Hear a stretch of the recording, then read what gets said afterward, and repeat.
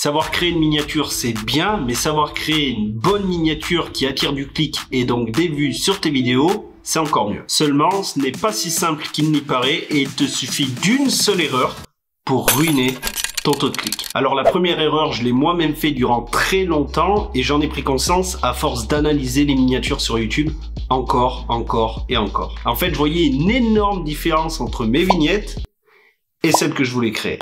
Et finalement, au bout d'un moment, n'arrivant pas à créer les miniatures que je voulais sur Canva, j'ai eu l'idée d'aller demander directement à des graphistes spécialisés dans la création de miniatures YouTube quel était leur secret. Et au final, à ma grande surprise, pas vraiment de secret, puisque la seule réponse qu'on m'a donnée presque à chaque fois, c'est « J'utilise Photoshop ». Alors ne me fais surtout pas dire ce que je n'ai pas dit. Oui, Canva te permet de créer des miniatures. Oui, ça on est tous d'accord, mais le but sur YouTube, comme je te l'ai dit dans mon intro, ce n'est pas juste de créer une miniature, c'est de créer un choc visuel dans la tête de ton spectateur. Et au-delà de ça, garde toujours en tête que ton but sur YouTube, c'est de progresser en permanence et à terme de surpasser tes concurrents, tant dans la qualité de ton contenu que dans l'emballage qui va avec. Et l'emballage, c'est quoi? Eh bien écoute, c'est ta miniature et ton titre, mais là en l'occurrence, on va surtout parler de miniature. Et ça passe par quoi? Eh bien écoute, par des miniatures beaucoup plus travaillées qui vont placer la barre beaucoup plus haute que la moyenne. Et du coup, pour faire ça, il te faut quoi? Il te faut un logiciel qui ne te donne aucune limite dans la création. Et là, normalement, je vois arriver à des kilomètres, mais vraiment à des kilomètres, l'objection qui va être très simple. Oui, mais Photoshop, c'est beaucoup trop compliqué à utiliser. Canva, c'est beaucoup plus simple. Et ben en fait, oui et non. Si tu veux maîtriser tout le logiciel Photoshop, oui, il va te falloir, je pense, au moins une vie, voire deux. Mais pour créer une miniature, tu n'as pas besoin de tout savoir. Au final, maîtriser tout le logiciel n'a aucun intérêt. Parce que moi, je le vois en utilisant Photoshop au quotidien, je ne me sers pas de tout le logiciel, de tout son potentiel. Non, je me sers simplement de ce dont j'ai besoin pour créer mes miniatures YouTube. Et au final, pour maîtriser Photoshop, ça m'a pris quoi? Allez, un mois, on va dire. En un mois, ça y est, je maîtrisais Photoshop. Donc cette objection de « Oui, Photoshop, c'est très compliqué », c'est pas valable. Mais bref, pour en revenir à la création sur Photoshop, maintenant quand je veux créer une miniature que j'ai en tête, eh bien au final j'arrive toujours à obtenir le résultat que je veux. Même si je peux y passer plusieurs heures, voire plusieurs jours, j'arrive à mon résultat. Ce qui n'était absolument pas le cas sur Canva, encore une fois. Y a rien qui te choque là? Attends, bouge pas. Là, je me démarque un petit peu mieux du canapé, non? Et ben ça, tu vois, c'est exactement ce que tu dois faire sur tes miniatures YouTube. T'as juste à remplacer le mot canapé par concurrent. Parce qu'on entend très souvent dire, inspire-toi de tes concurrents, crée les mêmes choses qu'eux, mais non, non, surtout pas. Ça, au final, c'est juste le meilleur moyen de passer inaperçu. Pourquoi les gens iraient voir une pâle copie, une copie Wish de quelqu'un, alors qu'ils peuvent avoir l'original? Ça sert à quoi? Parce que oui, qu'on soit très clair, les versions originales seront toujours meilleures que les copies. Et donc à ce stade-là, je sais pas si tu doutes encore de mes propos, j'espère pas. Sinon, je vais te prendre un cas bien concret pour illustrer mes propos, à savoir une série qui a bien marché dans les années 2000, à savoir Caméra Café. Donc si t'es de ma génération, t'as connu. Si t'es arrivé un petit peu plus tard, t'as peut-être pas connu ou t'as pris le train en route. Bref, peu importe, c'est pas le sujet. Ce que je veux dire par là, c'est que l'original a très bien marché. Voilà, ça a fait un carton, tout le monde appréciait les personnages, etc. Mais ils ont eu la très mauvaise idée de créer une suite à cela, une copie finalement, dans les années 2010, qui a beaucoup moins bien marché. L'accueil a été assez froid, on va dire, pour pas dire glacial.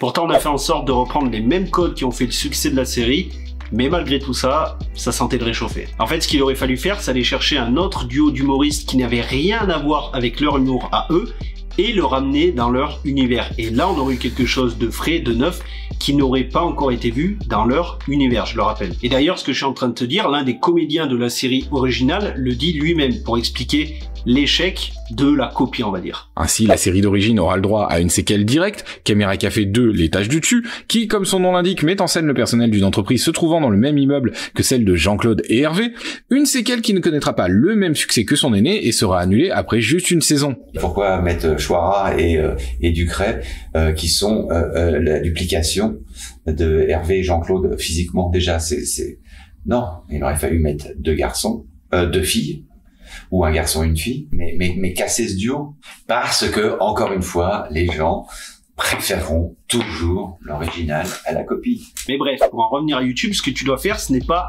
inventer quelque chose de toute pièce. Tous ceux qui te disent « Non, moi, tout ce que je crée, c'est d'une page blanche, etc. » ce sont des menteurs. On s'inspire tous plus ou moins de quelque chose. Voilà, on part toujours d'une base qui est inspirée et après on le refait à notre sauce. Et du coup, ce que tu dois faire, c'est aller chercher des formats de miniatures qui fonctionnent, mais en dehors de ta niche, tu vois. Rappelle-toi ce que je te dis à propos de la série, pour qu'elle fonctionne, enfin, ce qui aurait fait qu'elle fonctionne, c'est aller s'inspirer de quelque chose de neuf en dehors de leur univers. Bah là, c'est pareil.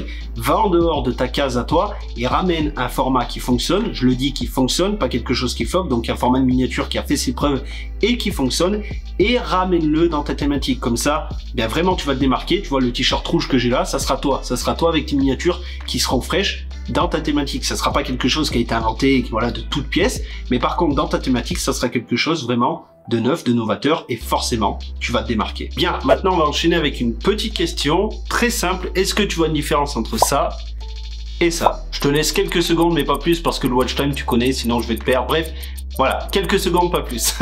Alors, je ne sais pas si tu as vu une différence ou pas, mais cette miniature, elle a une résolution de 1280 par 720p, et cette miniature de 1920 par 1080p. C'est la seule différence qu'il y a entre les deux. Au final, je te le dis tout de suite, peu importe la résolution que tu utilises pour tes miniatures YouTube, ça fonctionne. Voilà, celle-là ou celle-là, ça fonctionne sans aucun problème. Mais dans ce cas, peut-être que tu te demandes pourquoi est-ce que j'ai créé la miniature pour laquelle tu as cliqué sur cette vidéo. Bien écoute, il y a deux raisons. La première qui est assez simple, qui est assez factuelle, on va dire, c'est que c'est YouTube lui-même qui te recommande d'utiliser une résolution de 1280 par 720p. Voilà, c'est pas moi qui l'invente, c'est YouTube qui le dit. Et puis il y a une raison annexe, on va dire, à cette première raison, c'est que de toute façon, même si tu utilises une résolution au-dessus, donc 1920 par 1080p, YouTube va compresser ta miniature pour qu'elle finisse par faire 1280 par 720p. Donc aucun intérêt d'avoir une résolution au-dessus de 1280 par 720p.